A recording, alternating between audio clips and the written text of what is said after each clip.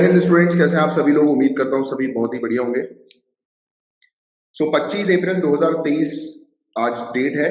The Hindu analysis हम लोग जो है वो कवर करेंगे। इसमें न्यूज भी हम लोग पूरी की पूरी कवर करेंगे, प्लस इसमें एडिटोरियल भी जो होगा वो कवर करवाया जाएगा।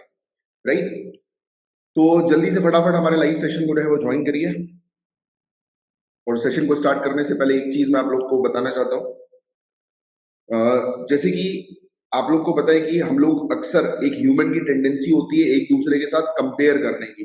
राइट, कंपैरिजन, कंपेयर करने की टेंडेंसी एक ह्यूमन की होती है। कंपैरिजन जो है वो कभी भी नहीं करना चाहिए।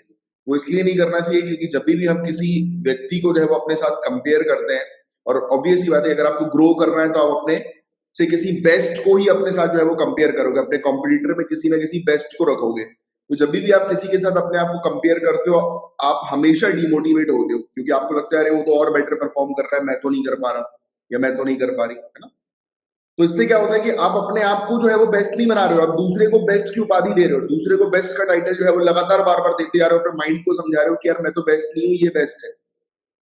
तो सबसे पहले आपको अपने माइंड को जो है वो समझाना है कि बेस्ट जो हो वो आप ही हो, बेस्ट आप ही हो। ये लगातार कहते जाना है अपने माइंड को। और आपको कंपेयर अगर करना है तो अपने कल से कंपेयर करो, किसी और से नहीं, क्योंकि कंपैरिजन हमेशा क्या प्रोवाइड कराता है? सैडनेस, दुख जो है वो देता है। तो कंपेयर नहीं करना है किसी और से, सेल्फ कंपेयर करना है, अपने आप को बेटर बेस्ट बनाने पर जो है वो काम करना है। तो चलो सेशन को हम लोग जो है वो स्टार्ट करेंगे द हिंदू के। तो ये हमारा फ्रंट पेज द हिंदू का हमें देखने को मिल रहा है। फ्रंट पेज में काफी सारी न्यूज जो है वो काम की है, तो जिसके बारे में एक एक करके हम लोग जो है वो चर्चा करते हैं। तो सबसे पहले ये वाली न्यूज के बारे में बात करें, सूडान। सूडान से रिलेटेड ये न्यूज हम लोग को देखने को मिल रही है।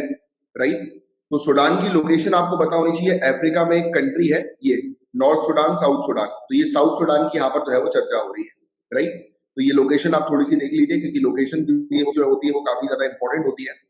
तो न्यूज ये आ रही है कि सूडान के अंदर काफी सारे लोग जो है वो अभी फंस गए हैं, और इंडिया ने ऑपरेशन कावेरी जो है वो चलाया है। तो क्वेश्चन ये बन सकता है कि ऑपरेशन कावेरी जो है वो किससे रिलेटेड है। तो आपको ध्यान में रखना है कि ये सूडान में फंसे हुए इंडियंस को निकालने से रिलेटेड है। करीब 3000 इंडियंस जो सूडान के अंदर फंस गए हैं, उनको निकालने से रिलेटेड ये ऑपरेशन कावेरी है। अब सवाल ये उठता है क्यों फंस गए, क्या हो रहा है ऐसा सूडान के अंदर। तो मैं आपको कहीं क्लियरली बता दूं कि यहाँ पर कुछ इश्यूज चल रहे हैं। यहाँ पर पॉलिटिकल क्राइसिस हम लोग को जो है वो देखने को मिल रहा है, और पॉलिटिकल क्राइसिस के कारण आर्म्ड कॉन्फ्लिक्ट हो गया है।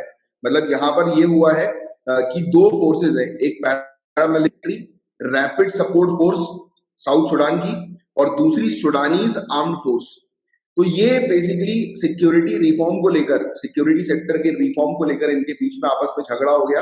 यानी कि पॉलिटिकल क्राइसिस कुछ इस प्रकार से हुआ कि वो आर्म्ड स्ट्रगल, आर्म्ड कॉन्फ्लिक्ट में जो है वो कन्वर्ट हो गया है। तो ये एक इशू हम लोग को बहुत बड़ा सूडान के अंदर जो है वो देखने को मिल रहा है। जैसे मैंने अभी आपको बताया कि एक रैपिड सपोर्ट फोर्सेज है, तो रैपिड सपोर्ट फोर्स है वो सूडान की पार्लियामेंट पैरामिलिट्री फोर्स है। ठीक है, पैरामिलिट्री फोर्स आप थोड़ा सा ध्यान में रखिएगा।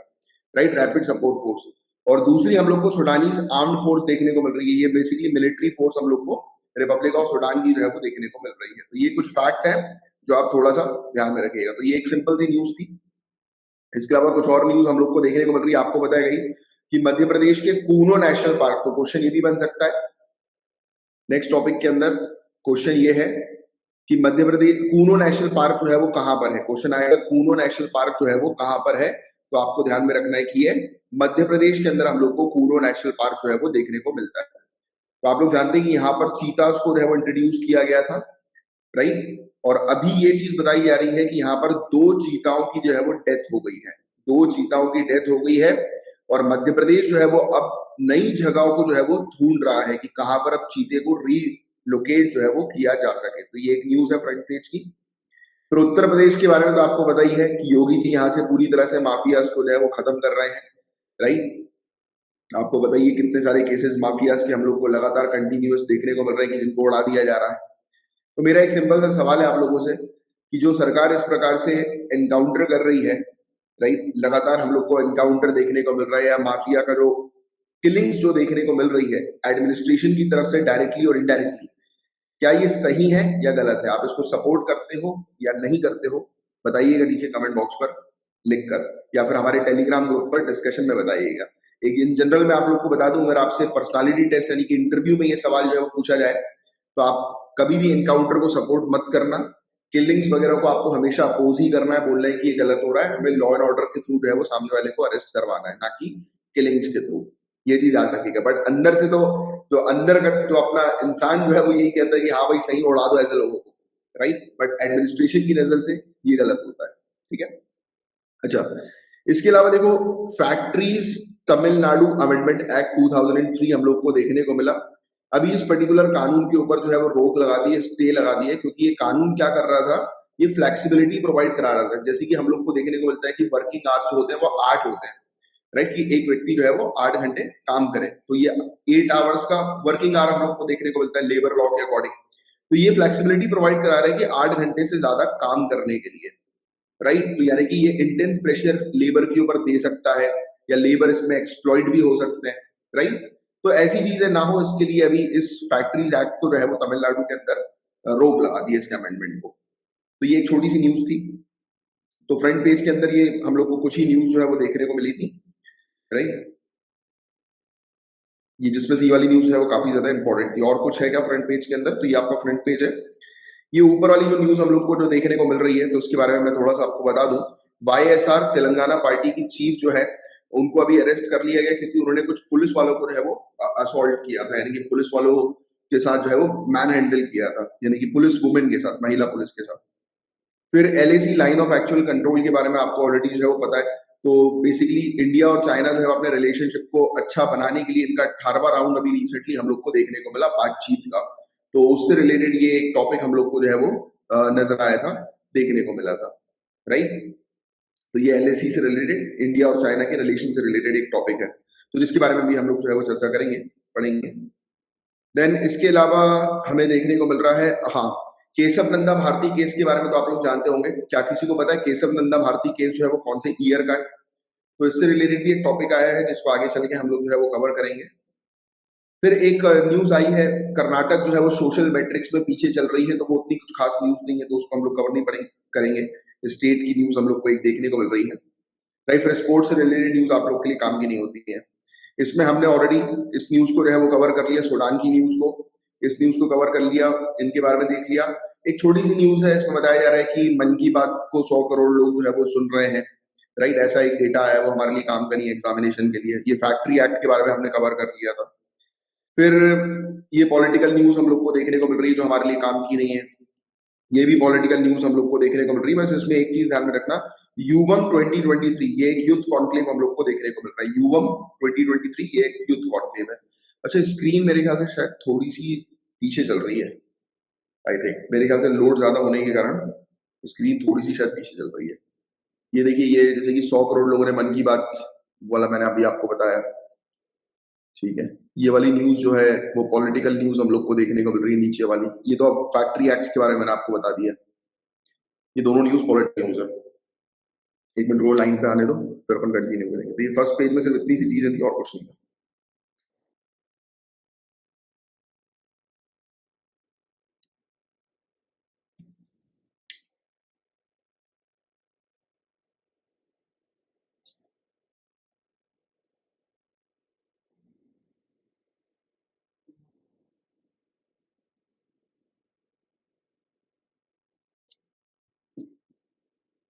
ठीक है,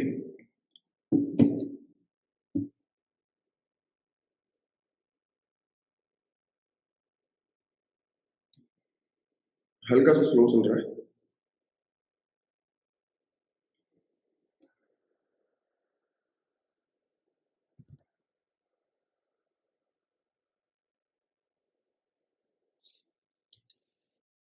एक मिनट।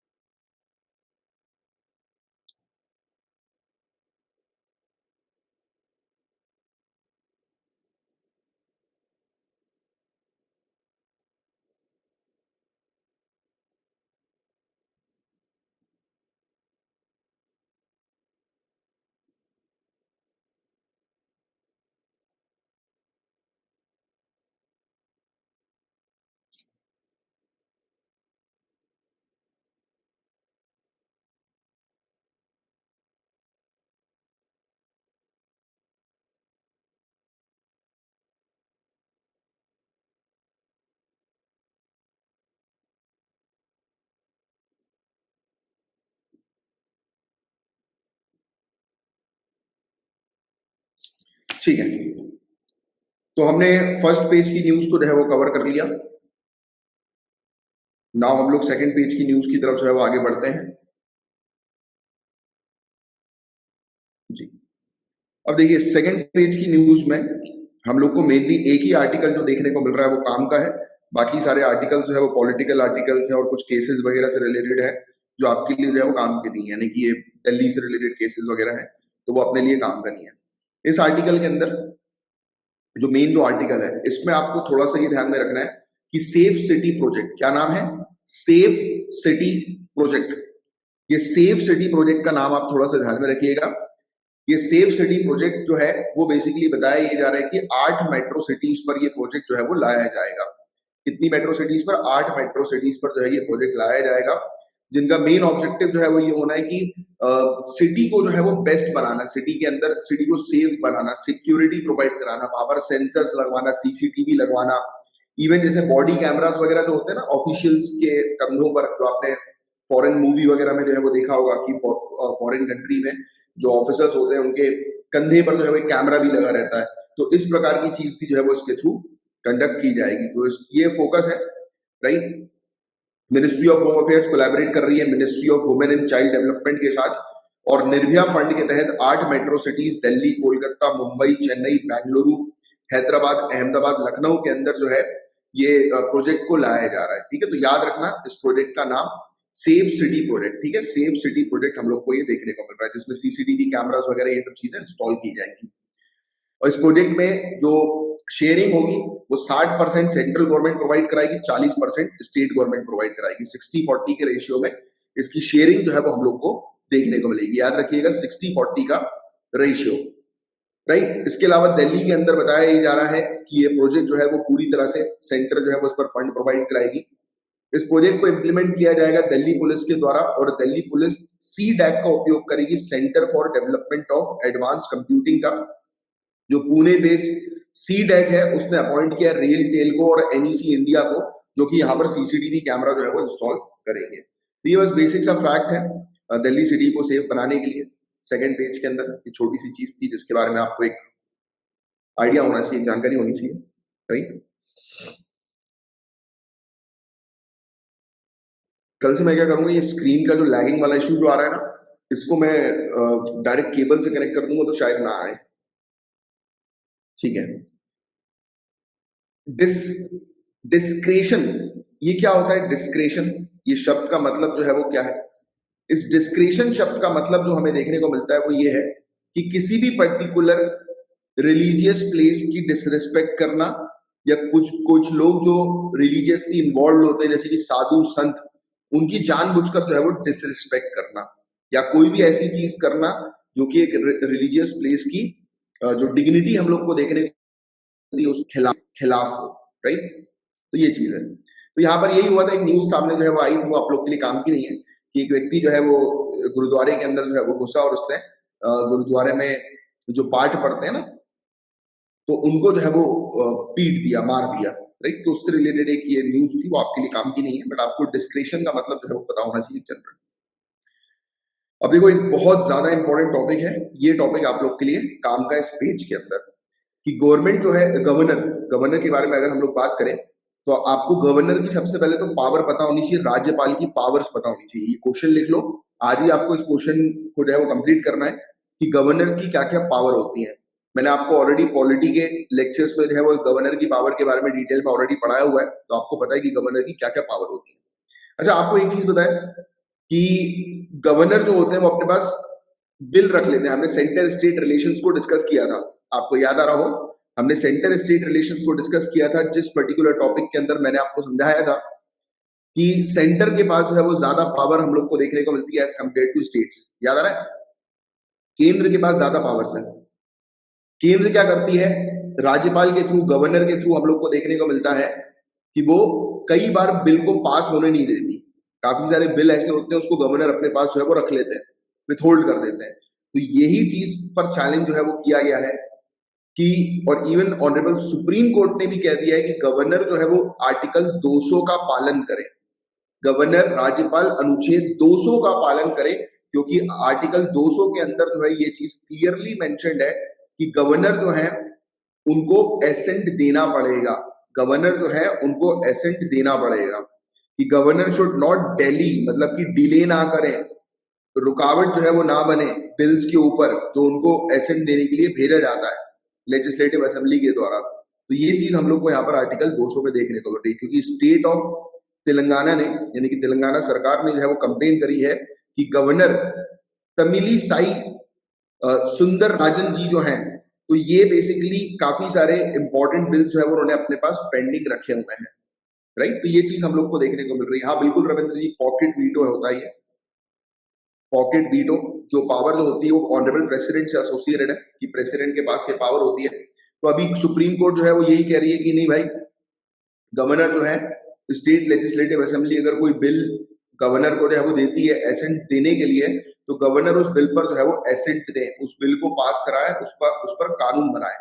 और अगर ऐसा ये नहीं कर रहे हैं तो उस पर सेंट्रल गवर्नमेंट जो है वो हस्तक्षेप करे, क्योंकि सेंट्रल गवर्नमेंट का काम ये है कि कॉन्स्टिट्यूशन के अकॉर्डिंग चीजें अगर सही तरीके से नहीं चल रही हो तो सेंट्रल गवर्नमेंट, यूनियन गवर्नमेंट जो है वो हस्तक्षेप करके चीजों को ठीक करेगी, राइट। तो ये सब चीजें हमारे कॉन्स्टिट्यूशन में लिखी हुई है, जिसके बारे में एक आपको जानकारी होनी चाहिए, आइडिया होना चाहिए। बाकी इस पर्टिकुलर तीसरे पेज के अंदर हम लोग को ऐसा कोई और दूसरी न्यूज जो है वो नहीं देखने को मिल रही है। तो एक छोटी सी चीज है कि वर्कर्स के बेनिफिट के लिए केजरीवाल प्लान बनाएंगे, नहीं कि दिल्ली सरकार जो है वो वर्कर्स के बेनिफिट के लिए वेरियस प्लान्स लेकर आएगी आने वाले समय में। बाकी सब जो पॉलिटिकल न्यूज वगैरह हम लोग को देखने को मिल रही है, या फिर वो काम की न्यूज नहीं है आपके एग्जामिनेशन के लिए। नेक्स्ट पेज की हम लोग जो है वो बात करें तो आपको बस सिंपल से स्टेट पीएससी के पॉइंट ऑफ व्यू से, एक मिनट को पेज चेंज हो रहा हम लोग,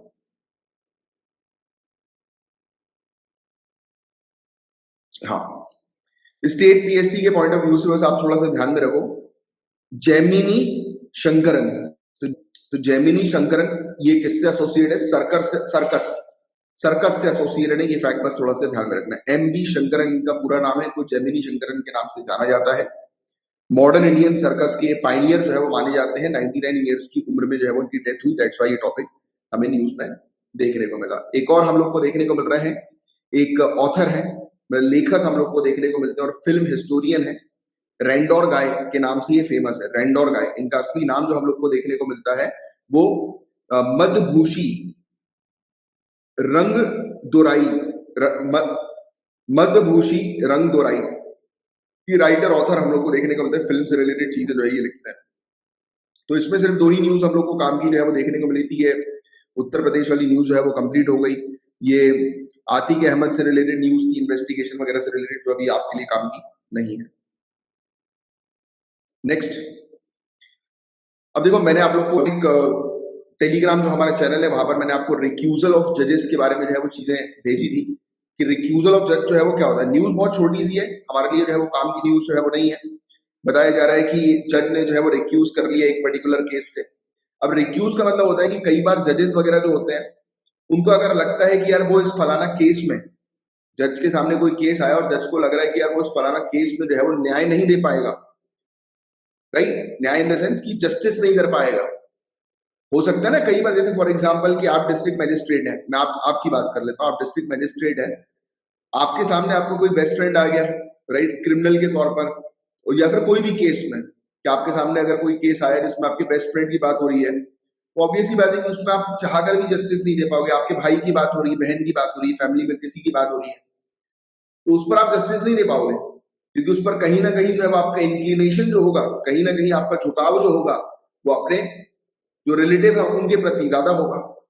तो ऐसा जब कोई केस सामने आता है तो जजेस जो है, यानी कि जो जज को लगता है कि यार मेरा कनेक्शन है उस अक्यूज के साथ या विक्टिम के साथ, या जो भी, या फिर इस केस से रिलेटेड जो है वो मुझे बाहर से जानकारी है, पर्सनल लेवल पे जानकारी है, तो वो जज जो होते हैं फिर वो दूर हो जाते हैं, केस को जो है वो छोड़ देते हैं। तो ये होता है इसका मतलब रिक्यूजल ऑफ जजेस। ये चीज ध्यान में रखना, ये प्रीलिम्स में जो है वो अक्सर पूछी जाती है, रिक्यूजल, ठीक है।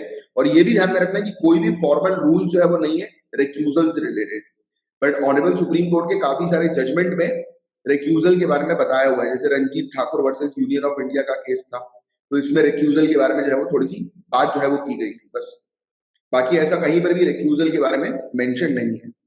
फिर ये पॉलिटिकल न्यूज हम लोग को देखने को मिल रही है, हमारे लिए जो है वो काम की नहीं। अगेन ये पॉलिटिकल न्यूज हम लोग को देखने को मिल रही है, राइट, ये भी पॉलिटिकल न्यूज है। तीनों पॉलिटिकल न्यूज हम लोग को इस पेज में नजर आ रही है। अब इस पेज की बात करें तो कोई खास न्यूज नहीं है। तमिलनाडु ने ये कहा है, आपकी जानकारी के लिए आपको जो है पता होना चाहिए, पहले तमिलनाडु ने बोल दिया था कि जितने भी मैरिज हॉल है वहां पर शराब जो है वो पिलवाई जाए, मतलब अलाउ किया जाए कि मैरिज गार्डन वगैरह नहीं, मैरिज गार्डन मैरिज हॉल जहाँ पे शादी वगैरह होती है, बोलते हैं कि वहां पर अलाउ कर दो लेकर को, राइट। बट इस डिसीजन को जो है उन्होंने अभी हटा दिया है। फिर मैंने आपको ऑलरेडी फ्रंट पेज पे बताया था कि एक police officer, women police officer के असॉल्ट के लिए जो है वो वाईएसआर तेलंगाना पार्टी की चीफ को जो है वो अरेस्ट कर लिया गया है, राइट। कस्टडी में रखा गया उनको, मेरे ख्याल से शायद 14 दिन की कस्टडी। फिर ये पॉलिटिकल न्यूज है, हमारे लिए जो है वो काम की नहीं। नेक्स्ट बहुत इंपॉर्टेंट न्यूज है, केशव नंदा भारती केस। केशव नंदा भारती केस के बारे में तो आपको ऑलरेडी जानकारी है। तो सुप्रीम कोर्ट ने एक स्पेशल वेब पेज क्रिएट किया है, याद रखना, एक स्पेशल वेब पेज यानी कि वेबसाइट के अंदर एक अलग से पेज जो है वो क्रिएट किया गया है सुप्रीम कोर्ट के द्वारा, और इसमें केशव नंदा भारती केस के बारे में जो है वो बेंच है, राइट। अब केशव नंदा भारती केस में 13 जजेस की बेंच थी, जो कि सबसे बड़ी बेंच थी। एक और ऐसी बेंच जो है वो गोलकनाथ केस में भी हम लोग को 1967 के देखने को मिली थी। केशव नंदा भारती केस जो है वो कौन से ईयर का है, तो 1973 का ये ईयर का ये केस है। और ये केस जो है वो बेसिक स्ट्रक्चर से रिलेटेड है, कॉन्स्टिट्यूशन के बेसिक स्ट्रक्चर से रिलेटेड है। इस केस में 7:6 की मेजोरिटी होती है, यानी कि बहुत ही कम, यानी कि सिर्फ एक जज के डिसीजन से हम लोग को देखने को मिला था, एक जज के डिसीजन से ये फैसला जो है वो हो गया कि पार्लियामेंट जो है वो अमेंड नहीं कर सकती कॉन्स्टिट्यूशन के बेसिक स्ट्रक्चर को। किसको? कॉन्स्टिट्यूशन के बेसिक स्ट्रक्चर को पार्लियामेंट अमेंड नहीं कर सकती। अब ये बेसिक स्ट्रक्चर क्या होगा ये किसी को नहीं पता। बेसिक स्ट्रक्चर क्या होगा ये किसी को नहीं पता। ये कौन डिसाइड करती है? सुप्रीम कोर्ट डिसाइड करती है क्या बेसिक स्ट्रक्चर है क्या नहीं है, जिसको पार्लियामेंट चेंज नहीं करेगी। इस पर्टिकुलर केस को फंडामेंटल राइट केस के नाम से भी जाना जाता है। और हमारे सीजेआई जो है उन्होंने रिसेंटली कंपेयर किया था बेसिक स्ट्रक्चर को नॉर्थ स्टार की तरह, राइट। तो ये भी याद रखना है, जैसे आपने ज्योग्राफी में नॉर्थ स्टार के बारे में पढ़ा होगा ना, जो हमें डायरेक्शन प्रोवाइड कराता है नॉर्थ का, तो वही चीज इन्होंने बोली कि ये गाइड कर रहा है, राइट, कि किस तरफ जो है वो हमें बढ़ना है, कौन सी चीजें हमें चेंज नहीं करनी है, राइट। और एक और चीज के बारे में आपको पता होना चाहिए, 99th कॉन्स्टिट्यूशनल अमेंडमेंट एक्ट, जिसके through national judicial appointment commission को बनाया गया और जिसको ऑनरेबल सुप्रीम कोर्ट ने 2015 में खत्म कर दिया। National judicial appointment commission supreme court ने मना कर दिया क्योंकि ये कमीशन बनाया गया था जजेस के अपॉइंटमेंट से रिलेटेड, उनके ट्रांसफर से रिलेटेड। फिर सुप्रीम कोर्ट ने बोला कि नहीं, कोई ऐसी कमेटी नहीं होगी, कोई ऐसा कमीशन नहीं होगा। सुप्रीम कोर्ट का इंटरनल बॉडी होगी जजेस के अपॉइंटमेंट के लिए, जजेस के ट्रांसफर के लिए, जिसको हम लोग कोलिजियम सिस्टम के नाम से जानते हैं। किस नाम से जानते हैं? Collegium system, right. तो ये चीज है जिसके बारे में आपको थोड़ा सा ध्यान में रखना है। केशव नंदा भारती केस 1973 का काफी इंपॉर्टेंट ये केस हम लोग को देखने को मिला था। फिर इसके अलावा जम्मू एंड कश्मीर के अंदर पूंछ में जो अटैक हुआ है, अभी आपको ऑलरेडी पता है, पूंछ अटैक, तो उसी पर ही इन्वेस्टिगेशन वगैरह जो है वो चल रही है, ढूंढा जा रहा है। 5 दिन हो गए हैं, टेररिस्ट जो है अभी तक मिले नहीं है, अटैकर्स मिले नहीं है अभी तक, राइट। और उआपा अनलॉफुल एक्टिविटीज प्रिवेंशन एक्ट, तो मैंने आप लोग को ऑलरेडी बताया कि उआपा के बारे में जो है वो आपको पढ़ना है, राइट। और मैंने आपको टेलीग्राम पर जो है वो दिया भी था। उआपा के बारे में मैं पहले भी पढ़ा चुका हूँ, अनलॉफुल एक्टिविटीज प्रिवेंशन एक्ट के बारे में। ये बेसिकली बताया जा रहा है कि नेशनल इन्वेस्टिगेशन एजेंसी ने मंडे को हिजबुल मुजाहिदीन चीफ सैयद सलाउद्दीन, इसकी जो है वो प्रॉपर्टी सीज कर ली। अब वो सब हमारे लिए काम करनी है, हमारे लिए 2 चीज काम की है। एक आपको पता होना चाहिए नेशनल इन्वेस्टिगेशन एजेंसी के बारे में, दूसरा आपको उआपा के बारे में जो है वो आइडिया होना चाहिए। जो जो चीजें मैं बताते आ रहा हूँ, पढ़ाते आ रहा हूँ, वो एक एक बार नोट डाउन भी करते चलो, नहीं तो पता लगे बाद में भूल जाओगे। और जैसे ये केशव नंदा भारती का केस आया था ना, तो इसमें वही चीज चल रही है अभी, कोलिजियम, जैसे मैंने भी आपको बताया ना कोलिजियम सिस्टम के बारे में। अभी थोड़ा सा मैंने आपको बताया था कि सुप्रीम कोर्ट ने 99 कॉन्स्टिट्यूशनल अमेंडमेंट एक्ट जो है उसको हटवा दिया, राइट। और नेशनल जुडिशियल अपॉइंटमेंट कमीशन जो बनाया गया था उसको खारिज कर दिया और कोलिजियम सिस्टम जो है वो स्टैब्लिश किया। अब कोलिजियम सिस्टम जो है उससे रिलेटेड, उसको खत्म करने से रिलेटेड सुप्रीम कोर्ट बहुत ही जल्दी सुनवाई करेगी, राइट। यानी कि सुनेगी कि भाई क्यों खत्म करना चाहिए कोलिजियम सिस्टम को। तो इस पर अब फिर से जो है वो चर्चा होने वाली है। आने वाले समय में कोलिजियम सिस्टम से रिलेटेड अच्छी न्यूज आपको देखने को जो है वो मिलेगी। बाकी ये चीजें भाई, एक चीज सामने आ गई है, ये कहा जा रहा है कि भाई जजेस को कोई हक नहीं है कि किसी भी पेंडिंग केस से रिलेटेड इंटरव्यू देने का, राइट। तो ये चीज जो है वो क्लियर कर दी सीजेआई ने हमारे। बाकी केशव नंदा भारती केस के बारे में मैं आपको ऑलरेडी जो है वो बता चुका हूँ। सूडान से रिलेटेड ये केस था, मध्य प्रदेश की चीता से रिलेटेड केस था जो फ्रंट पेज पे हम ऑलरेडी कवर कर चुके हैं, राइट। एक चीज बस आप थोड़ी सी ध्यान में रखिएगा इस टॉपिक के अंदर, इंडिया और फ्रांस जो है वो मिलकर बहुत ही जल्दी इंडिया के अंदर महाराष्ट्र में, इंडिया के अंदर महाराष्ट्र के जैतपुर में बताया जा रहा है कि 9,900 9900 मेगावाट का जो है वो न्यूक्लियर पावर मतलब जनरेट जो है वो करेंगे, यानी न्यूक्लियर पावर साइट 9,900 मेगावाट की होने वाली है और दुनिया की सबसे बड़ी ये साइट होने वाली है। इंडिया और फ्रांस मिलकर ये चीज करने वाले हैं आने वाले समय पर। इस पर जो है वो चर्चाएं चल रही है, तो इसके बारे में एक छोटा सा आइडिया जो है वो आपको होना चाहिए, ठीक है। अब इस न्यूज के बारे में जो है वो बात करें। अब इस न्यूज में हम लोग को हाँ कुछ चीजें जो है वो काम की नजर आई, जिसके बारे में हम बात करेंगे। जैसे कि इंडिया और चाइना के बीच में कुछ बातचीत हुई, उतनी कुछ खास काम की नहीं, इसमें सिर्फ मैप हम लोग को देखना है और इसमें वाइब्रेंट विलेज प्लान के बारे में और पीएम गति शक्ति के बारे में नेक्स्ट न्यूज में जो है वो हम लोग कवर करेंगे। यानी कि ये दो न्यूज जो है वो यहाँ पर काम की है इस पर्टिकुलर पेज में। अब एयर ट्रैवलर है तो ऑब्वियस ही बात है कि भाई वो जो भी इंसान एरोप्लेन पर जो है वो पैसेंजर होता है, फ्लाई करता है, तो ऑब्वियस ही बात है कि आपको अपना बिहेवियर मेंटेन करना पड़ेगा। चाहे वो सिर्फ एरोप्लेन की बात नहीं है यार, बात कहीं पर भी, आप कहीं पर भी जाएं तो ऑब्वियस ही बात है कि आप एक जगह का डेकोरम मेंटेन करें। समटाइम्स कॉमन मैन ये हमेशा गलती करता है, वो सिर्फ अपनी सोचता है, दूसरों की नहीं सोचता। अब जैसे कुछ लोग होते हैं बदतमीज लोग, भाई जो गाली बात बात पे गाली बकते हैं, जैसे कि कई बार बदतमीज भी नहीं कहूंगा मैं, समटाइम्स इट हैपन कि भाई अपन दोस्तों यारों के साथ मिलते हैं, वो अच्छी बात नहीं होती, बट हाँ आज की डेट का कल्चर ऐसा ही कई बार देखता हूं मैं कि दोस्त यार आपस में मिल रहे हैं तो बिना गाली के बात नहीं हो रही, जितनी ज्यादा गाली उतनी अच्छी दोस्ती, है ना, ऐसा होता है ना। तो भाई आप किसी जगह पर अगर हो, किसी रेस्टोरेंट में हो, पब्लिक प्लेस में हो, आप आपस में भले एक दूसरे को गाली बक रहे हो, बट आसपास भी तो लोग सुन रहे हैं ना, वहां पे वुमेन है, वहां पे बच्चे हैं, राइट, बुजुर्ग लोग हैं, आप उनके सामने लगे गाली गाली गाली गाली एक दूसरे को बक रहे हो, माना आप एक दूसरे को बक रहे हैं, बट आप क्या कर रहे हैं, वहां का माहौल खराब कर रहे हैं। तो कहीं पर भी ट्रैवल किया जाए तो बिहेवियर को अपना बरकरार रखना बहुत ज्यादा जरूरी है। डिसेंट बिहेवियर बहुत ज्यादा इंपॉर्टेंट होता है। अरे अब बंद कमरे में बगो एक दूसरे को गाली, फोन लगा के कोने में जाके बगो एक दूसरे को गाली, किसने रोका है? But at least if you are in a public place you have to maintain your decorum. And apart from public place, मैं तो एक जनरल बात कर रहा हूँ कि लोगों की कई बार इच्छा भी होती है ना, कई बार इंसान बहुत गुस्से में होता है, सोचता है एक तो गाली बक दूं मैं, थोड़ा प्रेशर मेरा कम हो जाए। अरे ऐसा होता है लोगों के साथ, राइट, इन जनरल आप भी जानते हैं इस चीज के बारे में। बट द पॉइंट इज ये सब चीप चीजें हैं, ये सब चीप चीजें हैं, ये बददिमाग लोग जो है वो ऐसी चीजें करते हैं। You should maintain your decorum like a gentleman, like अ, ये बोलूंगा gorgeous woman, like knowledgeable woman, उसकी तरह जो है वो आप बिल्कुल अपना डेकोरम मेंटेन करो, अपनी अपना एक एटीट्यूड अलग बनाओ, क्योंकि attitude plays an important role. फिर राहुल गांधी का डिफेमेशन का केस आपको ऑलरेडी पता है, मानहानि से रिलेटेड केस। ये मन की बात को जो है वो 100 करोड़ लोग जो है वो सुन रहे हैं, तो अब छोड़ो वो सब चीजें, अपने लिए काम की नहीं है एग्जामिनेशन के लिए। ये दो टॉपिक्स को हम लोग अभी कवर करेंगे, बाकी ये वाले टॉपिक्स हमारे लिए उतना कुछ खास काम के नहीं है। एक बस सिंपल सी चीज है, उतना कुछ खास नहीं है कि मॉनिटरिंग की जा रही है, जैसे कि वो आवास स्कीम वाली नहीं होती, प्रधानमंत्री आवास योजना ग्रामीण, तो जितने भी घर बनाने से रिलेटेड स्कीम है उसकी मॉनिटरिंग जो है वो की जा रही है, तो उससे रिलेटेड एक छोटा सा आर्टिकल था, उतना कुछ खास नहीं है। चलिए अब देखो, बताया जा रहा है कि हम बात करेंगे अभी सबसे पहले इंडिया और चाइना के बीच में। इंडिया और चाइना के बीच में जो है वो बातचीत हुई है। आपको ऑलरेडी पता है इंडिया और चाइना के रिलेशंस खराब हुए हैं बॉर्डर्स को लेकर, बॉर्डर पर लगातार टेंशन जो है वो बनी रहती थी। 2020 में भी हमने देखा कि स्टैंड ऑफ हुआ, इंडियन आर्मी चाइनीज आर्मी एक दूसरे के सामने जो है वो आ गई, राइट, झगड़े हम लोग को देखने को मिले, स्कर्मिश वगैरह हम लोग को देखने को मिली, राइट। तो ये 18वीं बातचीत हम लोग को देखने को मिली, जिसमें, और ये बातचीत जो है वो किस क्षेत्र पर हुई है, तो ये चुशुल मोल्डो बॉर्डर पर हुई है, चुशुल मोल्डो बॉर्डर।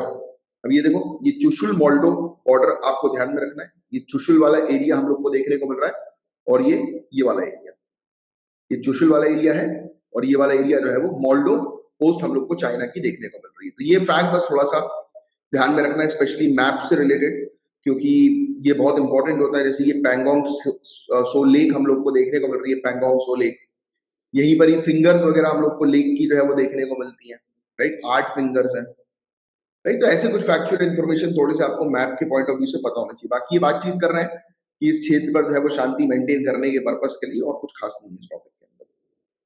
अब नेक्स्ट जो मैंने आपको बताया था ये वाला टॉपिक, वाइब्रेंट विलेज प्रोग्राम या वाइब्रेंट विलेज प्लान। देखो जो बॉर्डर एरियाज पर जो हम लोग को गांव देखने को मिल रहे हैं, उनको डेवलप करने से रिलेटेड ये प्लान है। उनको डेवलप करना है, उनको बेसिकली अच्छा बनाना है, जिससे कि टूरिस्ट वहां पर अट्रैक्ट हो, टूरिस्ट वहां पर आए, और टूरिस्ट वहां पर आएंगे तो क्या होगा, उस क्षेत्र का ग्रोथ होगा, डेवलपमेंट होगा, वहां से लोगों को जो है वो कहीं और दूसरी जगह नहीं जाना होगा। तो ये बेसिकली एक वाइब्रेंट विलेज प्लान का मेन ऑब्जेक्टिव है। इसके दो ऑब्जेक्टिव है, एक तो बॉर्डर एरियाज के जो गांव हैं उनको जो है वो क्या करना, उनको डेवलप करना। सेकंड, वहां के लोग जो है वो माइग्रेट ना करें, दूसरी जगह ना जाए, उस पर फोकस करना और वहां पर टूरिज्म को अट्रैक्ट करना। तो ये चीज ध्यान में रखिए। अब ये कहा जा रहा है कि ये जो वाइब्रेंट विलेज प्लान है इसको मर्ज किया जा रहा है पीएम गति शक्ति के साथ। ये पीएम गति शक्ति बहुत बढ़िया इनिशिएटिव है, इसमें 16 मिनिस्ट्रीज इन्वॉल्व है। कितनी मिनिस्ट्री इन्वॉल्व है बोलो, 16 मिनिस्ट्री इन्वॉल्व है। ये 16 मिनिस्ट्री का काम जो है वो क्या होता है, ये 16 मिनिस्ट्री जो है वो एक साथ आती हैं। अब जैसे फॉर एग्जांपल हम बात करते हैं कि हमें रोड बनवाना है, ठीक है, हमें रोड बनवाना है, तो मिनिस्ट्री ऑफ रोडवेज ने जो है वो रोड बनाना शुरू कर दिया। थोड़ी देर के बाद जल शक्ति मिनिस्ट्री आ गई। जल शक्ति मिनिस्ट्री ने आकर बोला, अरे हमें तो पाइपलाइन डालनी है। अरे भाई, अभी रोड बनाने पर आपने 100 करोड़ रुपए खर्च कर दिए, अब आप पाइपलाइन डालोगे तो फिर रोड को तोड़ दोगे। रोड को तोड़ोगे कि नहीं तोड़ोगे, यही तो होता है कि अभी रोड बनी फिर गड्ढा खोद दिया। अरे कोऑर्डिनेशन की जरूरत है, कोऑर्डिनेशन की जरूरत है आपस में मिनिस्ट्री के बीच में। इसी के लिए पीएम गति शक्ति स्कीम जो है वो लाई गई कि 16 मिनिस्ट्रीज के बीच में जो है वो एक कोऑर्डिनेशन किया जाए, राइट। तो बस ये चीज थोड़ी सी आप ध्यान में रखिएगा। एक फैक्चुअल इंफॉर्मेशन ये भी सामने आ रही है कि जो बॉर्डर एरियाज हैं उन एरियाज पर जो डेवलपमेंट होगा उसको मॉनिटर करने के लिए Bhaskar Acharya National Institute for Space Application and Geo Informatics जो गुजरात के अंदर है, ये सैटेलाइट इमेज जो है वो प्रोवाइड कराएगा और जीआईएस मैपिंग जो है वो प्रोजेक्ट्स की प्रोवाइड कराएगा। ये एक टॉपिक था छोटा सा जिसके बारे में एक आपको आइडिया जो है वो होना चाहिए। अब इस पेज की जो है बात करें तो इस पेज में भी उतनी कुछ खास न्यूज हम लोग को जो है वो नहीं देखने को मिल रही है। एक आईटी रूल्स मैंने आप लोग को ऑलरेडी पढ़ाया हुआ है, आपको शायद याद आ रहा हो। आईटी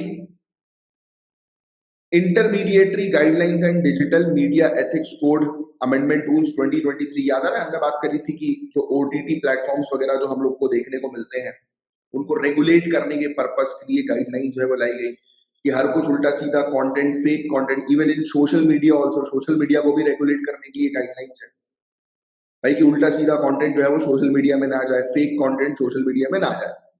अब वो कई बार ऐसा भी होता है, पैरोडी मतलब कि थोड़ा सा मस्ती में, जैसे मीम जिसको हम लोग बोलते हैं ना, आपने मीम सुना होगा कि मीम जो है वो निकाल दिए जाते हैं मस्ती मजाक करने के लिए, या अपने मीम के माध्यम से जो है अपनी बात काफी सारे लोग कहते हैं। तो इसमें ये चीज जो है वो बॉम्बे हाई कोर्ट ने जो है वो ये हाईलाइट किया है कि जो आईटी अमेंडमेंट रूल्स 2023 जो है इसके अंदर जो है वो आप कोई भी प्रोटेक्शन नहीं प्रोवाइड करा रहे हो फेयर क्रिटिसिज्म के लिए।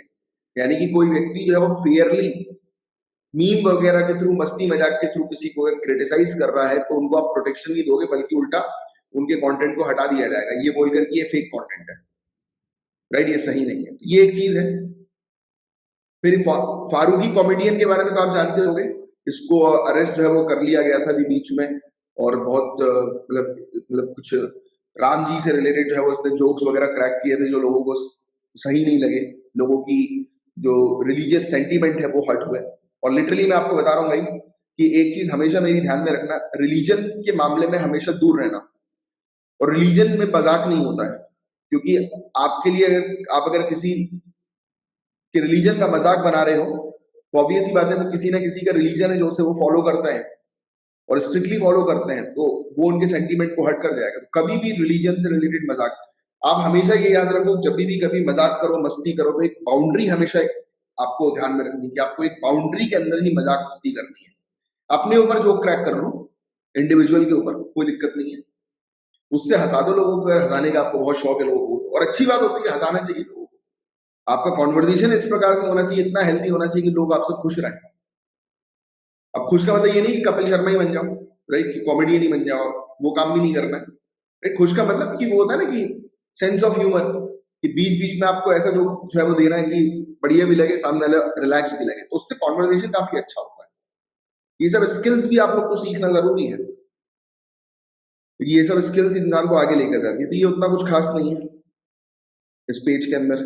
नेक्स्ट जो हमारा आर्टिकल हम लोग को देखने को मिल रहा है, ये भी इसमें ओवरसीज सिटीजन ऑफ इंडिया का जिक्र हुआ है। तो overseas citizen of India Laxmikanth में भी इसके बारे में जो है वो लिखा हुआ, मैंने भी कई बार आपको ओवरसीज सिटीजन ऑफ इंडिया के बारे में, पीआईओ के बारे में, पर्सन ऑफ इंडियन ओरिजिन, तो overseas citizen of India versus PIO versus NRI, ये मेरा आपके लिए क्वेश्चन है, लिख लो अपने पास, person of Indian origin, OCI, NRI. और जैसे ही ये सब क्वेश्चंस के आंसर आप फिनिश करो, तो मेरे हिसाब से तो हैंड रिटन जो है वो आंसर बनाओ और उसको अपने टेलीग्राम की जो ग्रुप है वहां पर जो है वो पोस्ट करो। तो उससे क्या रहेगा कि एक अकाउंटेबिलिटी आपकी बनी रहेगी और एक स्ट्रिक्टनेस आपके अंदर आएगी कि हाँ भाई आप तैयारी कर रहे हो, भले ही कोई आपकी कॉपी चेक करे ना करे, कोई टेंशन नहीं है, आप अपनी ड्यूटी करो। तो ये एक न्यूज हम लोग को जो है वो देखने को मिल रही थी।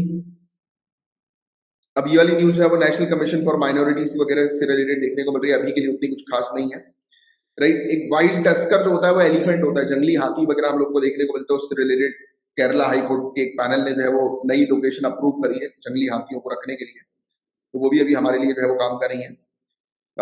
इसमें हाँ, मतलब बताया ये जा रहा है कि एक गुरुद्वारा हम लोग को देखने को मिल रहा है, उसको जो है वो बुद्धिस्ट साइट में जो है वो कन्वर्ट कर दिया था, ऐसा आरोप जो है वो शिरोमानी गुरुद्वारा प्रबंधक कमेटी ने जो है वो लगाया कि एक गुरुद्वारा अरुणाचल प्रदेश के अंदर है जिसको बुद्धिस्ट साइट में जो है वो कन्वर्ट किया गया है। तो ये एक छोटी सी चीज थी, वो अभी भी आपके लिए जो है वो काम की नहीं है। ईपीएफओ जो है वो अलॉट कर रही है 1 महीना, ये चेक करेंगे कि किस प्रकार से हम लोग पेंशन को बढ़ाए, तो वो जब आगे चल के टॉपिक आएगा तो हमारे लिए जो है वो काम का होने वाला है, राइट। अब देखो ये पंचायती राज एक्ट 1993 जो है ये आप लोग के लिए थोड़ा सा काम का, ये पढ़ने वाला है, बाकी न्यूज जो है वो उतनी कुछ खास काम की नहीं है, राइट। तो बस ये चीज ध्यान में रखो। बाकी मेन जो चीज जो यहाँ पर आ रही है वो ये मलेरिया से रिलेटेड हम लोग को देखने को मिल रही है। अब इसमें कुछ फैक्ट्स आपको थोड़े से ध्यान में रखने हैं। पहली चीज तो मलेरिया जो है वो एक नोटिफाइबल डिजीज जो है वो बन रही है। अब क्वेश्चन आपसे ये पूछा जाएगा कि भाई किस डिजीज को, क्वेश्चन ये आपसे पूछा जाएगा कि किस डिजीज को, किस बीमारी को जो है वो नोटिफाइबल बीमारी जो है वो बोला जाता है। क्या? नोटिफाइबल डिजीज किसको जो है वो कहा जाता है। तो ये चीज आप ध्यान में रखिए, नोटिफाइबल डिजीज जो है वो उन बीमारियों को कहा जाता है जिन बीमारी से रिलेटेड आपको गवर्नमेंट अथॉरिटीज को रिपोर्ट करना होता है, कि जितने भी केसेस आएंगे उसको जो है वो रिपोर्ट करना पड़ेगा गवर्नमेंट अथॉरिटीज को। तो ऐसी जो बीमारी होती है नोटिफाइबल बीमारी होती है, नोटिफाई करना। बात समझ रहे हो? मैं रिपीट करता हूं, कोई भी ऐसे केसेस अगर आ रहे हैं तो उसको तुरंत आपको गवर्नमेंट अथॉरिटीज को रिपोर्ट करना है, यानी कि नोटिफाई करना है। नाम से आ रहा है नोटिफाइबल डिजीज, नोटिफाई करने वाली बीमारी। बात समझ में आई? तो बिहार, अंडमान निकोबार आइलैंड, मेघालय, ये भी जो है वो यहाँ पर भी हम लोग को देखने को मिल रहा है कि ये स्टेट्स वगैरह जो है ये भी जो है वो इस बीमारी को जो है वो, मलेरिया को जो है वो नोटिफाइबल डिजीज जो है वो बना रही है। और इंडिया का ऑब्जेक्टिव ये है कि इंडिया को मलेरिया फ्री बनना है 2027 तक। तो 2027 जो है वो थोड़ा सा ध्यान में रखना, और पूरी तरह से मलेरिया को खत्म करने का ऑब्जेक्टिव है 2030 का। तो ये फैक्ट जो है वो आप थोड़ा सा ध्यान में रखिएगा, ठीक है।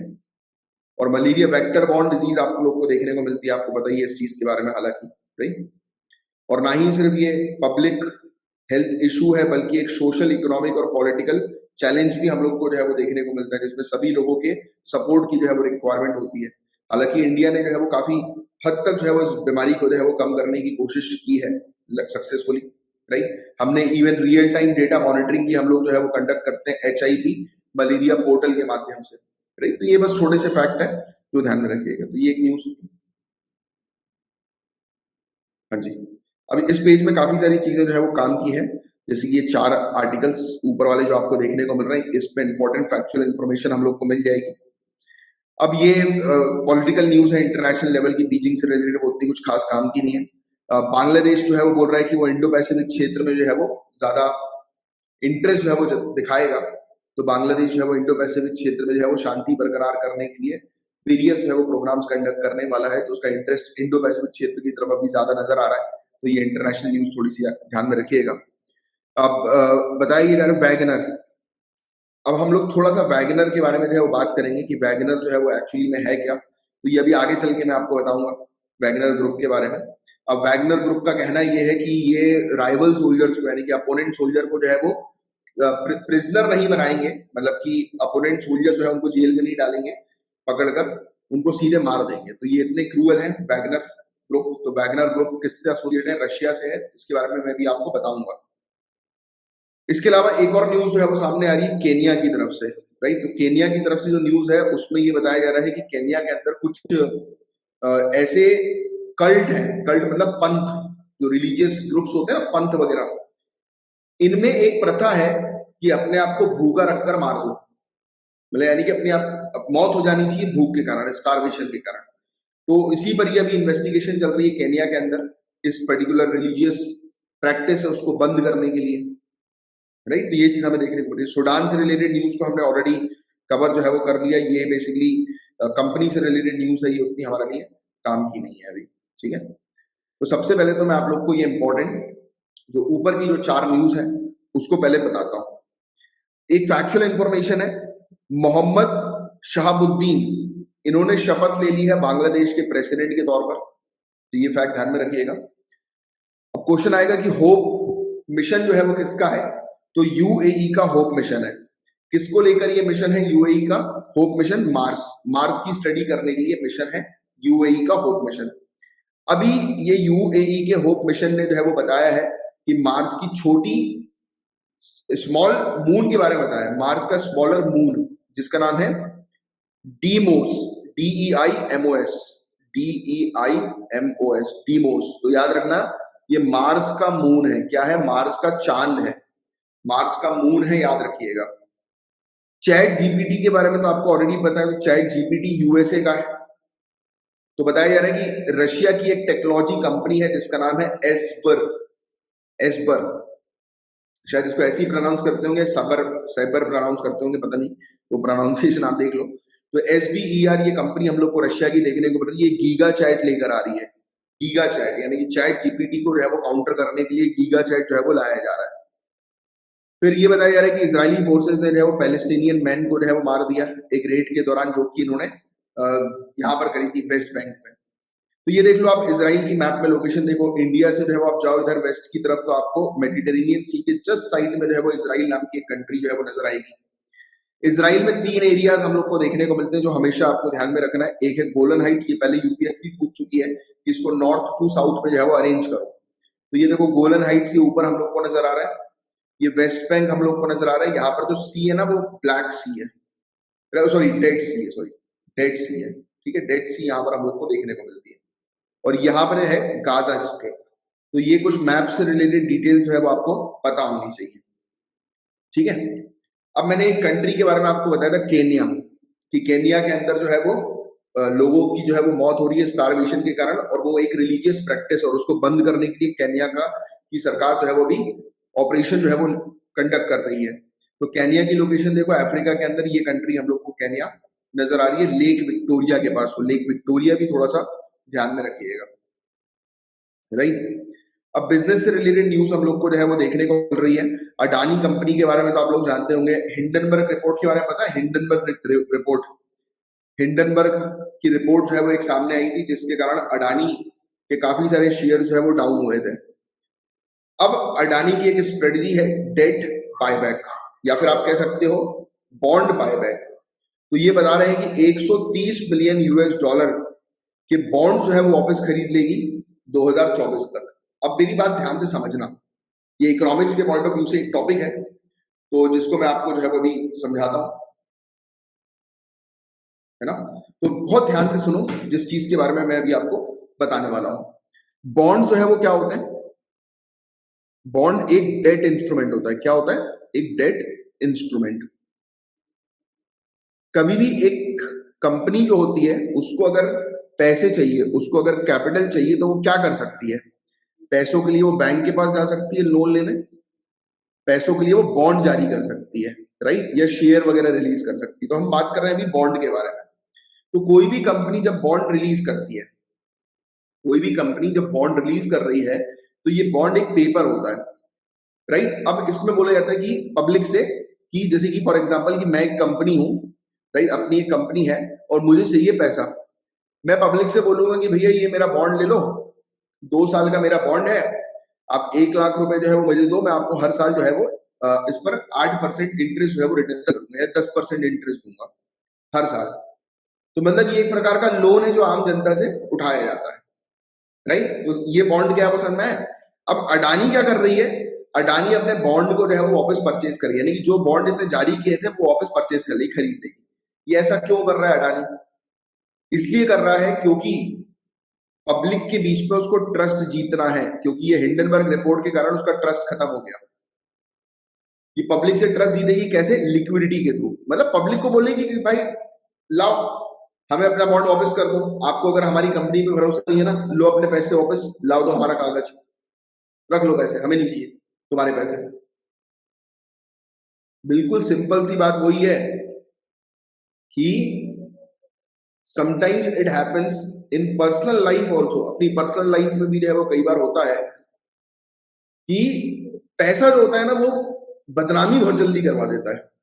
पैसा बदनामी इतनी जल्दी करवाता है जिसकी कोई हद नहीं।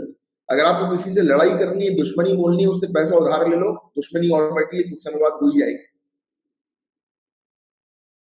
बट हाँ, आपने अगर किसी से लोन ले रखा है, कई बार ऐसा होता है, मेरे साथ हुआ है, हर बार होता है, कई बार होता है, जिसकी उम्मीद नहीं होती वहां से भी हो जाता है कई बार कि अपन ने किसी से जो है वो पैसे ले लिए अपने मजबूरी वाले टाइम पे, जो पैसा देता है ना उसके भाव अलग बढ़ जाते हैं, अलग टाइप का हो जाता है वो कुछ समय बाद। तो ये बड़ी दिक्कत है। तो बट क्या होता है कि at that particular period of time if you return the whole money to that person, कि कोई दिक्कत नहीं भाई, ये ले रखा अपना पैसा, तो सामने वाले को आपके ऊपर ट्रस्ट हो जाता है कि अरे हाँ यार ये तो पैसा रिटर्न कर रहा है, दैट मीन्स कि ये ट्रस्टवर्दी बंदा है। It happens to maintain the trust. तो अडानी क्या कर रहा है? अडानी अपने बॉन्ड को दोबारा से खरीद रहा है अपने ट्रस्ट को, पब्लिक के बीच में ट्रस्ट को बनाए रखने के लिए। तो ये है अडानी से रिलेटेड एक न्यूज हम लोग को देखने को मिल रही है। बिजनेस में सिर्फ एक ही न्यूज है वो काम की, बाकी न्यूज जो है वो हमारे लिए इंपॉर्टेंट नहीं है, काम की जो है वो नहीं है। ऐसे ही वो ग्रोथ वगैरह से रिलेटेड इस कंपनी ने इतना प्रॉफिट किया, ये किया, वो किया, ऐसा ऐसा। तो ये पूरी न्यूज हो गई। स्पोर्ट्स वाली न्यूज हमारे लिए जो है वो काम की होती नहीं, कुछ न्यूज होती है स्पोर्ट्स की काम की, जब वो आएंगी तब मैं आपको जो है वो बता दूंगा। तो द हिंदू की पूरी न्यूज हो गई अब कंप्लीट। अब हम आ रहे हैं कुछ पर्टिकुलर सेक्शन पे जिसमें एडिटोरियल होंगे और कुछ इंपॉर्टेंट चीजें होंगी। अब जैसे मैं आपको बता रहा था वैगनर ग्रुप, तो आपको ध्यान में रखना है कि वैगनर ग्रुप जो है वो ये रशियन पैरामिलिट्री ऑर्गेनाइजेशन है और इसका जो हेड है वो है येवजेनी, इसका हेड है। और वैगनर ग्रुप जो है वो अफ्रीका में एक्टिवेटेड है और वैगनर ग्रुप जो है वो पॉलिटिकल, इकोनॉमिक और मिलिट्री इन्फ्लुएंस जो है वो करती है, राइट, यानी कि तीनों ही इसके फंक्शन है। और ये ग्रुप इवन वेपन्स वगैरह, आर्म्स वगैरह जो है वो सप्लाई करती है, इवन ट्रेनिंग प्रोवाइड कराती है वहां पर रहने वाले लोगों की, जिससे कि वहां पर अफ्रीकन लोग जो है वो जिहादिस्ट खतरे से जो है वो बच सकें, राइट। और रशिया यूक्रेन वॉर में भी वैगनर ग्रुप का जो है वो इन्वॉल्वमेंट था और वॉर के साथ साथ अफ्रीका में भी वो जो है वो इक्वली एक्टिवेटेड है, राइट। तो ये फैक्ट थोड़ा सा आप ध्यान में रखिएगा। और यूएसए जो है वो इस पर चिंता जो है वो व्यक्त कर रहा है कि भाई ये तो ग्रुप जो है वो ह्यूमन राइट्स का उल्लंघन कर रहे हैं, ऐसा वैसा। तो आपको तो सिर्फ वैगनर ग्रुप के बारे में मेनली पता होना चाहिए जिससे रिलेटेड क्वेश्चन आएगा, ठीक है। अब सुनो एक और न्यूज जो है वो थोड़ी सी, अच्छा अभी न्यूज खत्म नहीं हुई है, एक न्यूज बस और है थोड़ी सी। अच्छा ये ओपिनियन वाले कॉलम में जो है वो आ गया। एक न्यूज है वो हम लोग को देखने को मिल रही है 24th कॉन्स्टिट्यूशनल अमेंडमेंट एक्ट के बारे में। तो कॉन्स्टिट्यूशन का 24th अमेंडमेंट एक्ट 1971 का है और गोलकनाथ केस 1967 का एक हम लोग को देखने को मिलता है जिसके आधार पर ये कॉन्स्टिट्यूशनल अमेंडमेंट एक्ट जो है वो बनाया गया। और 13 जजेस की बेंच जो थी सुप्रीम कोर्ट की, उसने जो है वो कॉन्स्टिट्यूशनल वैलिडिटी प्रोवाइड कराई, यानी कि सही बोला कॉन्स्टिट्यूशन 24th अमेंडमेंट एक्ट 1971 को। तो गोलकनाथ केस जो हुआ था 1967 में, तो उसमें यह कहा गया कि पार्लियामेंट के पास पावर है कि पार्लियामेंट किसी भी फंडामेंटल राइट को जो है वो छीन सकती है। To reserve to parliament the power to abridge और take away fundamental rights by means of constitutional amendment under article 368। तो आर्टिकल 368 आपको याद होगा, रेगुलरली आप तैयारी कर रहे हो, पॉलिटी आपने पढ़ी हुई है, मैंने आपको पढ़ाया हुआ है। तो आर्टिकल 368 जो है वो किससे रिलेटेड हम लोग को देखने को मिल रहा है? कॉन्स्टिट्यूशनल अमेंडमेंट एक्ट से रिलेटेड हम लोग को देखने को मिल रहा है। तो 9 जजेस की ये स्पेशल बेंच थी और उसने बोला कि आर्टिकल 368 यानी कॉन्स्टिट्यूशनल अमेंडमेंट एक्ट जो है वो पार्लियामेंट को पावर नहीं देता है कि पार्लियामेंट जो है वो बेसिक स्ट्रक्चर कॉन्स्टिट्यूशन का जो है वो उसको अमेंड कर सके। मतलब कि फंडामेंटल राइट जो है वो पार्लियामेंट अमेंड कर सकती है बट बेसिक स्ट्रक्चर को अमेंड जो है वो नहीं करेगी। ये आगे चल के हम लोग को केशव नंदा भारती केस में भी जो है वो देखने को मिला देता हूँ। एक छोटी सी न्यूज थी, मतलब ओपिनियन था एक प्रकार का छोटा सा, जिसके बारे में एक आपको आइडिया जो है वो होना चाहिए। कम ऑन, अब हम बात करें एडिटोरियल के बारे में। तो सबसे पहली चीज तो जो एडिटोरियल में हम लोग को नजर आ रही है, ये वही गवर्नर गवर्नर अपने पास जो बिल रख देते हैं, बिल जो है वो रखकर उस पर कोई भी एक्शन नहीं लेते, राइट। तो अब देखो इस पे एक टर्म दिया हुआ है, गवर्नेटोरियल गवर्नेटोरियल, राइट। तो इसका मतलब गवर्नर होता है ये, ठीक है। गवर्नेटोरियल इनएक्शन, मतलब गवर्नर जो है वो काम नहीं कर रहे हैं, राइट। तो उससे रिलेटेड ये पूरा आर्टिकल है। और ये आर्टिकल जिन्होंने लिखा है, मैं आपको उनके बारे में भी जो है थोड़ा सा बता देता हूँ।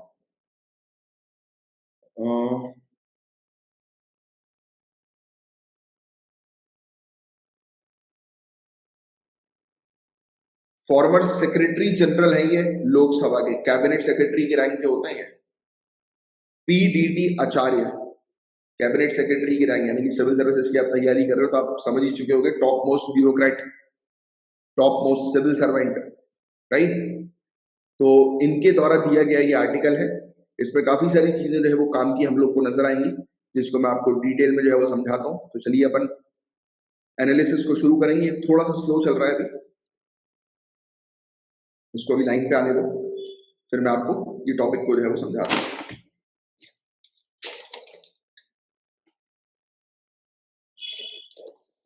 करंट अफेयर्स की द हिंदू प्लस एडिटोरियल की आपकी क्लास होगी, फिर जनरल स्टडीज की क्लासेस तो आपकी रहेंगी बैक टू बैक। आधे घंटे का अपन ब्रेक बस ले लेंगे करंट अफेयर्स की क्लास के बाद, फिर जीएस की क्लास शुरू हो जाएगी सुबह वाली। देन उसके बाद मैगजीन, आप लोग की एक मैगजीन भी मुझे कवर करवानी है।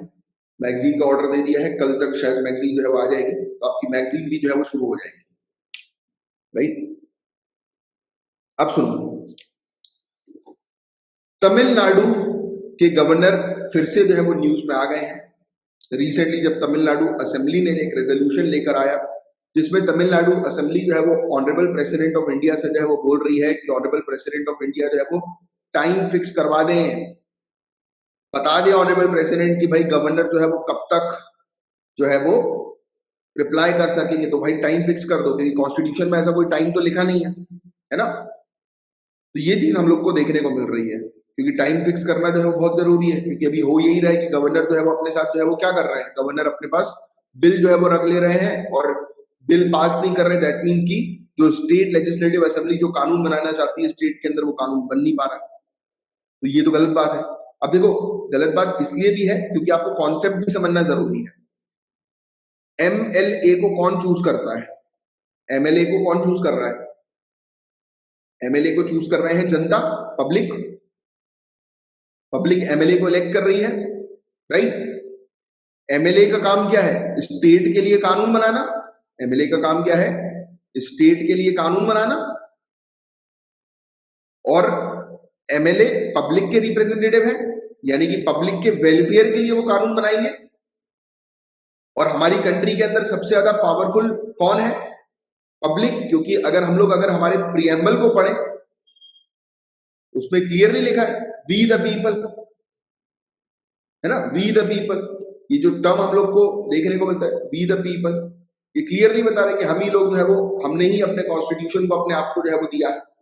तो सबसे ज्यादा पावरफुल जो है वो कौन है? लोग, people, right. Citizen, Indian citizen, है ना, we the people of India, Indian citizen. तो इंडियन सिटीजन ने जो अपने रिप्रेजेंटेटिव को चुना है और वो रिप्रेजेंटेटिव ही कानून नहीं बना पा रहा है, तो दैट मीन्स कि पब्लिक की पावर जो है वो रिड्यूस कर रहे हो आप गवर्नर की पोजीशन के थ्रू, है कि नहीं। तो इसीलिए गवर्नर को जो है वो बिल रोक कर नहीं रखना चाहिए। तो ये कॉन्सेप्ट है जो आपको यूज करना है अपने मेंस में भी, और अगर इंटरव्यू में पूछ ले रहे हैं तो यही चीज बताना। अब सुनिए मेरी बात बहुत ध्यान से।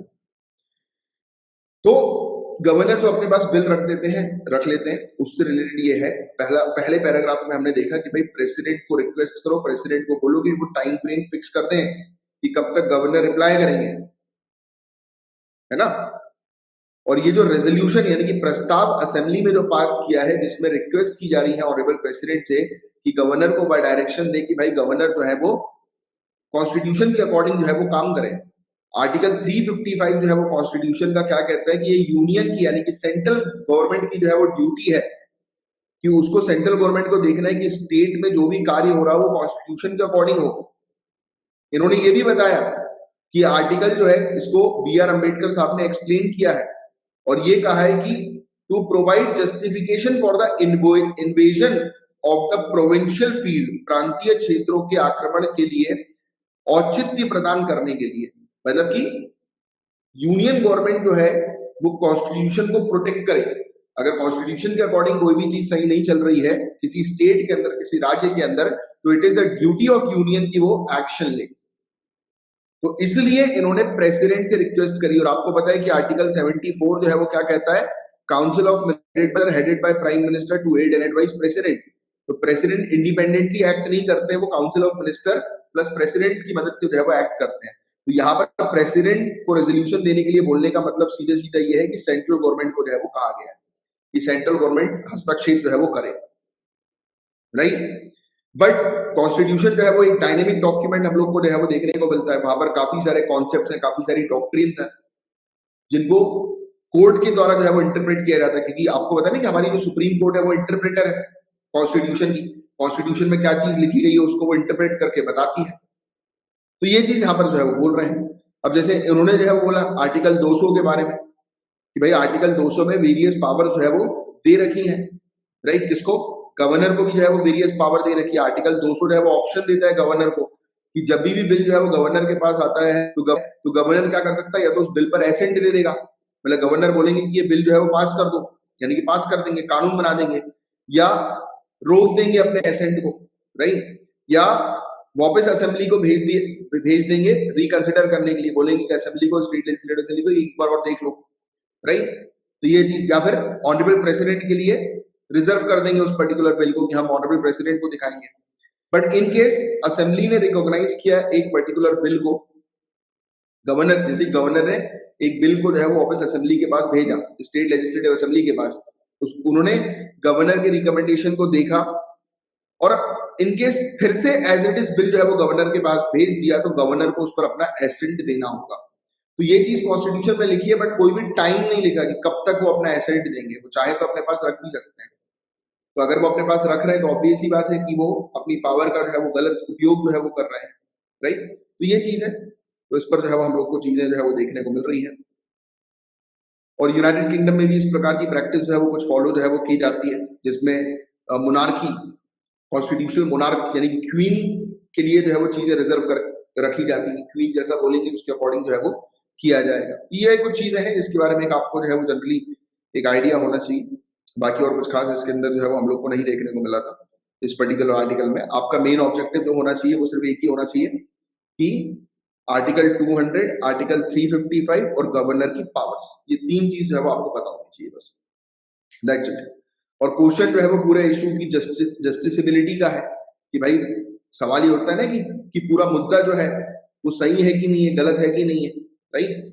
तो इसके बारे में जो है वो कई बार कहा भी जा चुका है, इवन सुप्रीम कोर्ट ने कि ये जस्टिसेबल नहीं है, ये सही नहीं है कि गवर्नर अपने पास जो है वो एक बिल को जो है वो रोक कर रखे हुए हैं, राइट। तो ये सही नहीं है, सुप्रीम कोर्ट ने भी क्लियरली इस चीज के बारे में कहा है। और ये भी ऑथर जो है वो ये कह रहे हैं कि सुप्रीम कोर्ट को यहाँ पर हस्तक्षेप करना चाहिए और एक टाइम फ्रेम बनाना चाहिए कि किस टाइम फ्रेम में गवर्नर अपना डिसीजन ले बिल से रिलेटेड, ठीक है। तो ये था एक पर्टिकुलर आर्टिकल जिसके बारे में एक आपको आइडिया होना चाहिए, जानकारी होनी चाहिए। अब नेक्स्ट एक आर्टिकल हम लोग को देखने को मिल रहा है, इसमें यूक्रेन की पहली deputy minister of foreign affairs हम लोग को देखने को मिल रही है। तो अब मैं आपको सिंपल सी चीज बताता हूं कि ये जो एमिनी है, ये इन्होंने जो है वो इंडिया के बारे में जो है वो दो बातें लिखी। इन्होंने दो बातें लिखी इंडिया के बारे में। एक तरफ इन्होंने बोला कि इंडिया जो है वो विश्व गुरु है, इंडिया मोरालिटी का पाथ जो है वो फॉलो करती है, ग्लोबल अफेयर में इंडिया का एक बड़ा रोल है। और दूसरी तरफ ये भी कह दिया इंडिया के बारे में कि इंडिया जो है वो यूक्रेन को ओपनली सपोर्ट नहीं कर रही है, यानी कि पीछे से जो है वो इंडिया पीछे है, दबी हुई है। तो एक तरफ तो कह रहे हैं कि इंडिया विश्व गुरु बनना चाहती है और दूसरी तरफ ये कह रहे हैं कि इंडिया दबी हुई है, इंडिया पीछे से जो है वो खेलती है। तो ये कंट्रोवर्शियल थोड़ा सा आर्टिकल हम लोग को देखने को मिल रहा है। जैसे कि आपको पता है रशिया यूक्रेन वॉर के बारे में, राइट? ना हम यूक्रेन के बारे में बोल रहे हैं और ना हम रशिया के बारे में जो है वो डायरेक्टली बोल रहे हैं, बट ऑब्वियस बात है हमारे ऑनरेबल प्राइम मिनिस्टर ने जो है वो ये भी कहा था कि this is not an era of war, ये समय नहीं है भाई लड़ाई झगड़ा करने का, राइट? तो ये उन्होंने कोट किया था, बट हमें पता है कि हमारा इंटरेस्ट, अगर हम यूक्रेन के साथ जो है वो चले जाते हैं तो रशिया हमारा एक इंपॉर्टेंट डिफेंस पार्टनर है, वो हमसे खफा हो जाएगा।